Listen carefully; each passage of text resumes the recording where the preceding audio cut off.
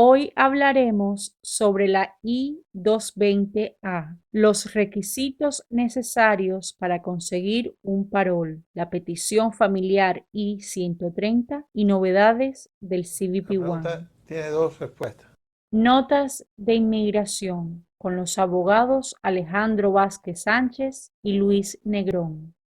¿Qué está pasando con el I-220A? Buenas tardes, gracias por la invitación. Sí, es un esfuerzo, a mi modo de ver, loable por la congresista María Elvira Salazar, de aquí del sur de la Florida, de tratar de tocar un tema que afecta a casi medio millón de personas nacionalmente, cubanos, que han entrado al país y que en estos momentos no son elegibles a la ley de ajuste cubano porque no tienen el parol ni tienen una admisión legal a los Estados Unidos. Yo creo que es un esfuerzo muy positivo, que los frutos que dé es llamar la atención y ojalá que fructifique. Y yo pienso que sí, que las personas, que es una decisión personal, pero a mi modo de ver yo la veo muy positiva y necesaria y que va a ayudar. ¿Cómo funciona actualmente la ley de ajuste cubano?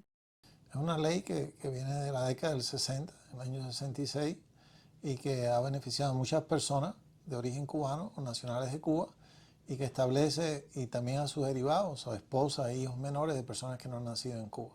Es una ley que hace extensiva la nacionalidad en Cuba. Históricamente la nacionalidad se adquiere por nacimiento y por naturalización, pero son ciudadanos cubanos por nacimiento los que nacen en el territorio nacional y los que, no habiendo nacido en el territorio nacional, se acogen a la ciudadanía cubana de padre o madre cubano, de acuerdo a las formalidades legales. En ese caso ha beneficiado a muchas personas que nacieron en el extranjero y que son nacionales de Cuba por nacimiento, que es una ficción jurídica. Ahora, la ley de ajuste cubano obedeció históricamente a una necesidad de los cubanos de ajustar su estatus residente y que no podían salir de Estados Unidos, pues por los inconvenientes de que no podían regresar a Cuba y no había relaciones diplomáticas ni embajadas.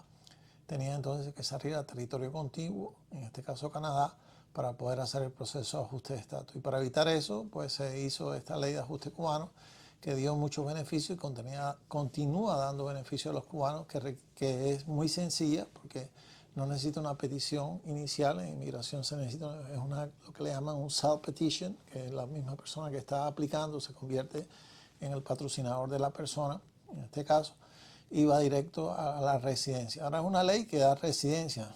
Puede abrir camino a la ciudadanía, pero a largo plazo. Inicialmente lo que busca es ajustar el estatus de todos los cubanos que han sido inspeccionados y admitidos o que han tenido un parol. Y el parol, que es, en sentido general, es una ficción jurídica que le da un estatus de protección temporal a las personas bajo la sección de inmigración 212 de 5A, que establece que temporalmente por cuestiones humanitarias o interés público una persona puede ser sujeto a un parol. El parol no es una admisión legal, es una ficción jurídica que la persona, si será admitido, está temporalmente en el país. Pero la ley de ajuste cubano se hace extensiva no solamente a las personas que fueron inspeccionados y admitidos a los Estados Unidos, sino a las personas que también se le dio ese parol.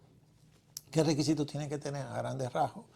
Es que sea natural o ciudadano cubano, o que sea esposa de un ciudadano cubano o hijo menor de un ciudadano cubano, y que haya tenido presencia física en el país por el término de un año y que tenga la admisión o la inspección o el parol legal.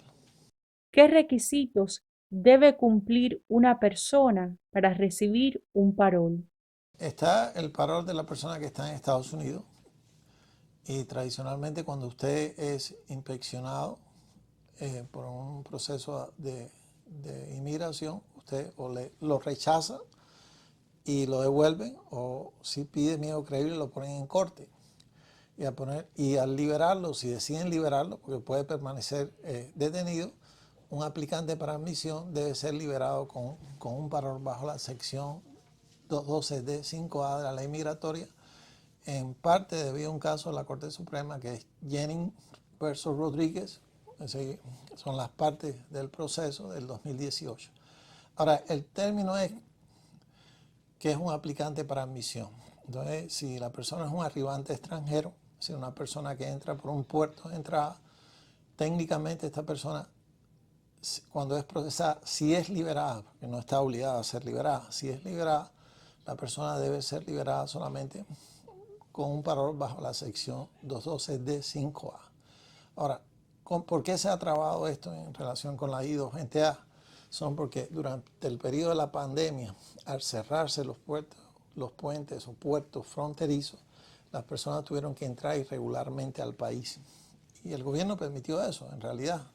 Y a esa entrada irregular de personas generó que no los consideraban como arribantes extranjeros porque no estaban llegando por un puerto de entrada. Y al establecerse eso, se empezó a procesar las personas bajo no la sección 235B, sino bajo la sección 236. Y esta sección 236 aplica a las personas que están físicamente en el país, no que están pidiendo admisión a través de un puerto de entrada.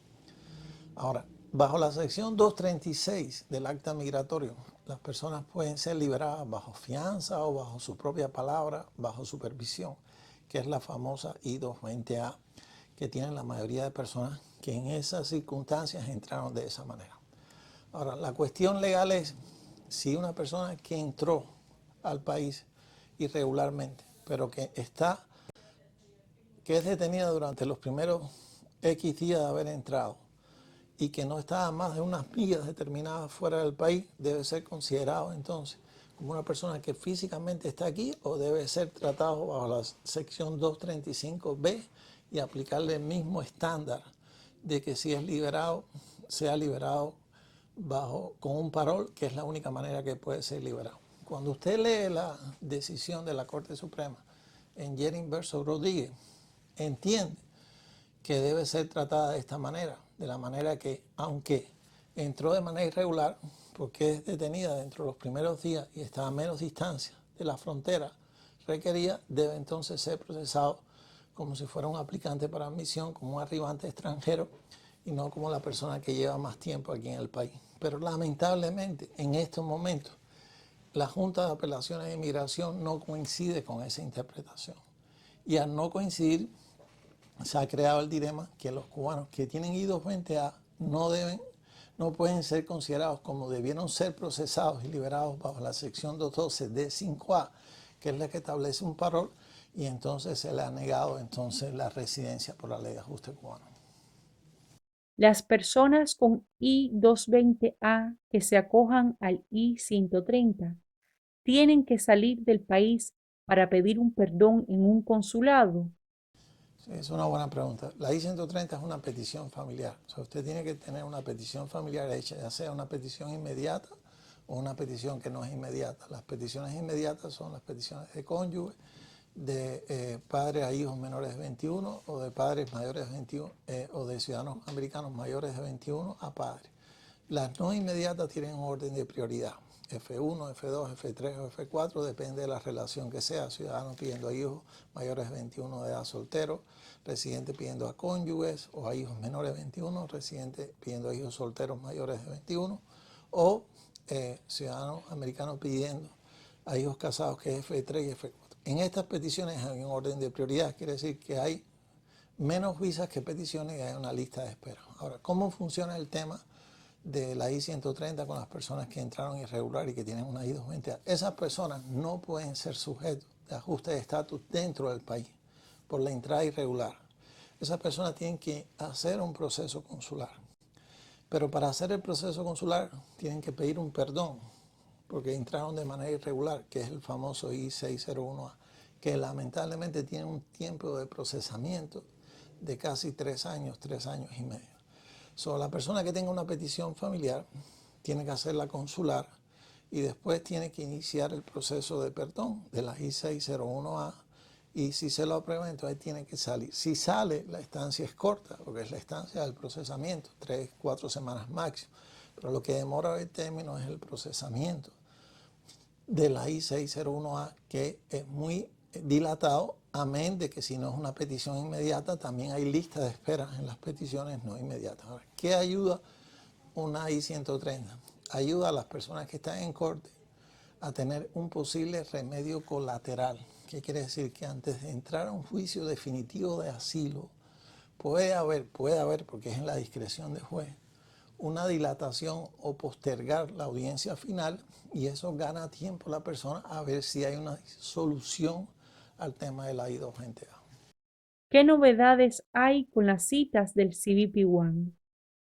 Bueno, son las personas que están esperando en la frontera sur para entrar, que realmente le han dado la posibilidad de aplicar a través de estas páginas y que tengan una entrevista ante un oficial. De procesarse estas entrevistas, no tienen la capacidad de hacer miedo creíble, y al no ser miedo creíble, inicialmente los procesan y le dan un parol. Y al darle un parol, pues tienen la facultad y los libera de tener en su momento determinado, si son cubanos, un proceso de ley de ajuste cubano, conscientes de que estas personas tienen que ser puestas en corte, porque hay un caso legal que obliga que todas estas personas reciban un citatorio a la corte, que es una notificación de comparecer, que es el notice to appear, que estas personas deben comparecer. Pero evidentemente lo facilita. Ahora, supuestamente, el sistema está dando muchos problemas técnicos, de que no generaba las citas con rapidez, que no reconocía las partes, que si había duplicidad no se notaba, y había muchas irregularidades en el procesamiento por personas en México, en otros lugares, tratando supuestamente de ayudar a los aplicantes. Esto tiende a eliminar o restringir este abuso que ha habido y a ser más eficiente el sistema en detectar aplicaciones múltiples y darle más prioridad a personas que sean usuarios individuales y no personas que usen una misma plataforma para acceder al citatorio del CBP One.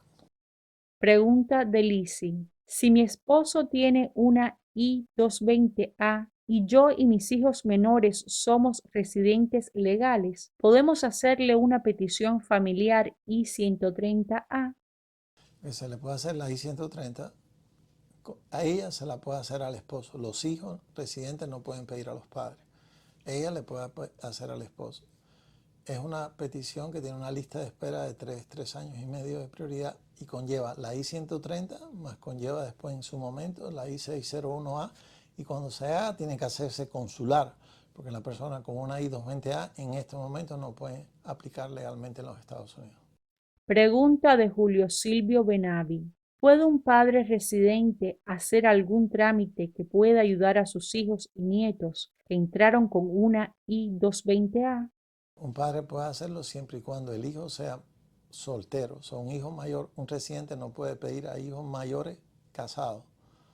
Eso tiene que ser el hijo soltero y pudiese aplicar a los nietos siempre y cuando fuesen menores de edad al momento en que la visa esté disponible. Y una categoría F2B, de que la que estamos hablando, tiene un orden de prioridad casi de 7, 9 años o algo así. Realmente se está hablando de una demora sustancial. Pregunta de Alexei Samada 8. Yo soy cubano, salí con una fianza y mi corte de asilo político ya fue cerrada, pero me negaron la residencia porque me piden un parol. ¿Qué tengo que hacer para pedir un parol?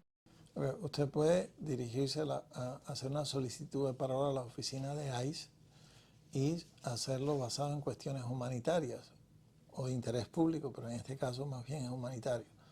Ahora, cuidado con lo que va a hacer, porque básicamente su corte fue cerrada sin prejuicio. Quiere decir que el gobierno puede reinstalarlo. Y cuando hay note que usted no tiene residencia ni tiene estatus y fue el juez o el gobierno fue flexible en negarlo, la decisión del juez es sin prejuicio que el gobierno la pueda reinstalar y la vuelve a lograr. Tratando de conseguir un parol puede ser de nuevo puesto en corte y ahí entonces se enfrenta el dilema, es que aparte de no tener residencia va a tener un proceso de remoción. Gracias por su atención. Los esperamos la próxima semana para responder sus dudas de inmigración. Recuerden seguirnos en nuestras redes sociales.